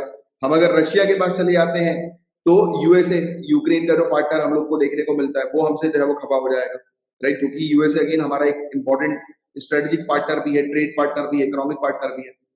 तो हम एक बैलेंस क्रिएट करके रख रहे हैं, दैट्स व्हाई। बट ये बेसिकली इस प्रकार के जो स्टेटमेंट होता है ना, ये इंडिया को चैलेंज करने वाले स्टेटमेंट होते हैं, बट इंडिया सबसे ऊपर, इंडिया को पता है कि डिप्लोमेटिकली उसको किस प्रकार से जो है वो डील करना है। तो विश्व गुरु प्रोजेक्ट है हमारा, राइट? कि हमें जो है विश्व गुरु बनना है, हम टीचिंग प्रोवाइड कराते हैं, राइट? इंडिया की फॉरेन पॉलिसी के प्रिंसिपल जो है वो वर्ल्ड ऑर्डर प्रिंसिपल्स के ऊपर डिपेंड करते हैं। मतलब कि अगर मैं इसको और सिंपल शब्दों में अगर आपको समझाऊं, तो मेरा एटीट्यूड आपके व्यवहार पर डिपेंड करेगा कि आपका व्यवहार मेरे प्रति कैसा है। मेरा बिहेवियर सबके लिए एक जैसा है, मतलब इंडिया सबके लिए वेलकमिंग है, बट इंडिया को कोई चुनौती देगा, वर्ल्ड ऑर्डर चेंज होगा इंडिया के प्रति, तो इंडिया का भी रिएक्शन जो है वो उसके प्रति अलग होगा। जैसे हमारी पॉलिसी पाकिस्तान के साथ, चाइना के साथ अलग टाइप की है, यूएसए के साथ, रशिया के साथ, इसराइल के साथ, इन सब कंट्री, ऑस्ट्रेलिया, जापान, सबके साथ अलग टाइप की हम पॉलिसी जो है वो रखते हैं। सो इट डिपेंड्स ऑन, मेरा एटीट्यूड डिपेंड करेगा आपके बिहेवियर मेरे प्रति कैसा है उस पर। तो ये चीज है यहाँ पर बताई जा रही है कि वर्ल्ड ऑर्डर, कि वर्ल्ड ऑर्डर के प्रिंसिपल के आधार पर इंडिया की फॉरेन पॉलिसी के प्रिंसिपल्स है, राइट? तो ये चीज हम लोग को देखने को मिलती है। हालांकि पहले भी इंडिया ने जो है वो, इंडिया क्रिटिकल थी, यूएसए ने जो वियतनाम के ऊपर जो है वो किया था, एक्शंस लिए थे, अटैक्स जो है वो किए थे, राइट? एंग्लो फ्रेंच इन्वेजन जो हम लोग को इजिप्ट के अंदर देखने को मिलता है, इन सब एरियाज पर जो है वो थोड़ा इंडिया क्रिटिकल रही है हमेशा। ऐसा नहीं है कि हम लोग आवाज नहीं उठाते, हम लोग आवाज उठाते हैं, बट ऑब्वियस ही बात है कि हमें अपने इंटरेस्ट को देखना बहुत ज्यादा यहाँ पर जो है वो जरूरी है। बस ये थोड़ी सी चीज है जिसके बारे में आपको आइडिया होना चाहिए, और कुछ नहीं था इस पर्टिकुलर आर्टिकल के अंदर। अब ये पंजाब से रिलेटेड एक आर्टिकल हम लोग को जो है वो देखने को मिल रहा है। अब ये आर्टिकल अमृतपाल सिंह के अरेस्ट से रिलेटेड, अमृतपाल सिंह जो है उसको अरेस्ट कर लिया गया है, राइट? एक ये न्यूज जो है वो सामने आई है। अब अमृतपाल की स्टोरी आप लोग को याद रखने की जरूरत नहीं, इसलिए आर्टिकल उतना कुछ खास इंपॉर्टेंट नहीं है, बट हाँ, जैसे कि वारिस पंजाब डे, आपको बस ये ध्यान में रखना है कि ये एक सोशल ऑर्गेनाइजेशन था जिसको स्टैब्लिश किया था एक्टर टर्न एक्टिविस्ट दीप सिंधु ने, राइट? और अमृतपाल के बारे में बात करें तो एक और नाम आपको ध्यान में रखना है, अमृतपाल अपना पूरा स्टाइल जो है वो जर्नैल सिंह भिंडरवाले की तरह जो है वो रखता है, जो कि एक मिलिटेंट लीडर हुआ करता था जिसको 1984 में जो है वो मार दिया गया, राइट? तो अभी अमृतपाल सिंह को अरेस्ट किया गया। इसने अपनी, हालांकि इसने जो खालिस्तान का मुद्दा जो है वो अपना उठाया था, तो उस पर इसको ज्यादा सपोर्ट तो मिला नहीं। ये आर्टिकल में जो है वो ऑथर जो है वो लिख रहे हैं, बोल रहे हैं कि इसका जो कॉज था क्लियरली लिखा है कि neither he nor his cause of Khalistan appears to have any significant support among Sikh में सिखों ने इसका जो है वो सपोर्ट नहीं किया, राइट? तो ये चीज हम लोग को देखने को मिल रही है। और यहाँ पर आम आदमी पार्टी की सरकार है, जैसे इसको अरेस्ट किया तो सर आम आदमी पार्टी ने बोला कि देखो वाह, पीठ अपनी उन्होंने थपथपा ली कि भाई देखो हमारी वजह से अमृतपाल सिंह जो है वो अरेस्ट हो गया, बट ऐसा नहीं था। हम लोग को कई बार जो है वो स्टेट ऑफ पंजाब जैसे कि पाकिस्तान की बॉर्डर पर है, तो कई बार इश्यूज हम लोग को लगातार इस टाइप के देखने को मिलते हैं, और साथ ही साथ पुलिस का ऑपरेशन जो था वो सक्सेसफुल कई बार जो है वो नहीं हुआ, राइट? तो अभी इस बार तो ये आर्टिकल आपके लिए उतना कुछ खास काम का नहीं है। अब ये वाला आर्टिकल थोड़ा सा आपके लिए काम का, एक ड्राफ्ट है, ड्राफ्ट हालांकि काम का नहीं होता बट अंडरस्टैंडिंग के लिए इंपॉर्टेंट है। कई बार बैंक वाले क्या हरकत करते हैं, मैं आपको सिंपल शब्दों में समझाता हूँ कि बैंक वालों की क्या हरकतें होती हैं। जैसे ही आपका कोई भी ईएमआई लैप्स हो गई तो तुरंत आपके ऊपर बड़ी पेनाल्टी लग जाती है, 500 रुपए, 1000 रुपए, 800 रुपए, ऐसा करके कुछ देना पड़ता है ना? कई बार आपने सुना होगा, और शायद हुआ हो किसी के साथ, मेरे साथ कई बार हो चुका है। कई बार ईएमआई वगैरह लैप्स हो जाती है, ध्यान में नहीं रहता, तो कि पे नहीं कर पा रहे हम लोग, अगर, क्योंकि एक दो ऑप्शंस होते हैं आजकल, तो ऑटोमेटिक रूट होने लगा है कि ऑटोमेटिकली जो है वो पैसा जो है वो कट जाता है बैंक अकाउंट से, ईएमआई ऑटोमेटिकली जो है वो कट जाती है। अब मेरे साथ ये है कि मैं दो बैंक मेंटेन करता हूँ, एक नॉर्मल बैंक है और एक ईएमआई वाला बैंक मतलब बैंक है, सेविंग बैंक। तो ईएमआई कटने वाला बैंक में कई बार मैं पैसे डालना भूल जाता हूँ, किसी भी इशू के कारण। आज अभी तो ठीक है, अभी मेंटेन करके रखता हूं मैं, जिससे कि भाई पेनाल्टी ना लगे, नहीं तो बहुत तगड़ी पेनाल्टी लोग लगा देते हैं, 500 रुपए 1000 रुपए ऐसे करके पेनाल्टी लग जाती है। भाई इंसान करे तो करे क्या। अब आरबीआई ने ये चीज देखी कि ये बैंक वाले क्या कर रहे हैं, बैंक वालों ने इस पेनाल्टी को अपना रेवेन्यू बना लिया है। ये तो सोच ही रहे हैं बैंक वाले कि ज्यादा से ज्यादा लोग जो है वो टाइम पर बिल ना भरे, जिससे कि हम इनके ऊपर पेनाल्टी लगा दें। अच्छा इतना ही नहीं, इस पेनाल्टी को उनके प्रिंसिपल प्रिंसिपल अमाउंट पता है ना क्या होता है, कि जो आपने लोन लिया, जितने का लोन लिया वो प्रिंसिपल अमाउंट, उनके प्रिंसिपल अमाउंट में ऐड कर दिया जाता है, या फिर उनके इंटरेस्ट में ऐड कर दिया जाता है, प्लस पेनाल्टी पर इंटरेस्ट भी ले लिया जाता है। तो ऐसी हरकतें चल रही हैं। तो जब आरबीआई ने देखा कि भाई इस प्रकार की हरकतें जो है बैंक वाले कर रहे हैं, तो आरबीआई ने तुरंत बोला कि नहीं भाई, अब हम लोग को फेयर लेंडिंग प्रैक्टिस ये लेकर आ गई कि कोई भी अगर बैंक वाला लोन दे रहा है और अगर सामने वाली पार्टी अगर लोन चुका नहीं पाई, मतलब टाइम पर ईएमआई नहीं पे कर पा रहे हैं, तो उस पर जो पेनाल्टी लगती है, तो पेनाल्टी आप अलग से चार्ज करोगे, आप प्रिंसिपल और इंटरेस्ट के साथ जो है वो उसको चार्ज नहीं करोगे। तो ये क्लियर जो है उन्होंने कर दिया है, राइट। तो बस यही चीज थी जिसके बारे में एक छोटा सा आर्टिकल था, ये आपको पता होना चाहिए बस। तो अंडरस्टैंडिंग पर फोकस करो, दैट्स इट। और इतने पूरे आर्टिकल्स थे। तो कैसा लगा आपको आज हमारा पहला सेशन था हिंदू का, काफी समय से आपकी डिमांड थी, बताएं।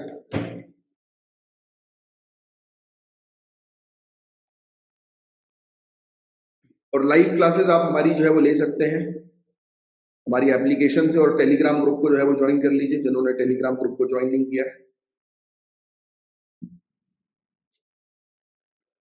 मैं पीडीएफ जो है वो टेलीग्राम ग्रुप पर फॉरवर्ड कर रहा हूँ। हैंड आउट पीडीएफ वो डिस्कस नहीं करूंगा यार, मैं एक ही चीज कर पाऊंगा रविंद्र, कितनी चीजें करवाओगे। द हिंदू का रेगुलर हम लोग डिस्कस करेंगे, उसको एक बार जो है वो आप खुद रीड करेंगे, फिर कोई प्रॉब्लम आती है तो आप वहां पर उसको जो है वो डिस्कस करिए टेलीग्राम के ग्रुप में।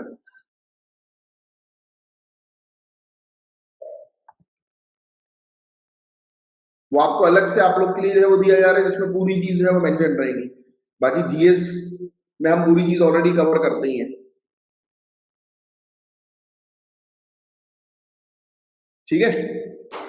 अब आज मैगजीन मेरे पास आई नहीं है, कल परसों से मैगजीन भी हम लोग शुरू करेंगे रेगुलरली। मैगजीन के 3-4 बड़े मुद्दे हम लोग जो है वो कवर करेंगे, बड़ा मजा आएगा।